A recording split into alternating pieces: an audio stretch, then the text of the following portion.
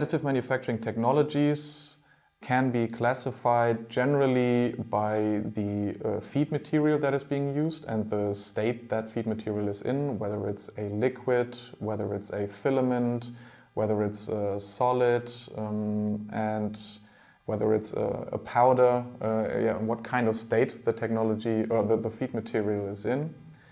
and in what kind of way the material is then applied layer by layer to build up a component.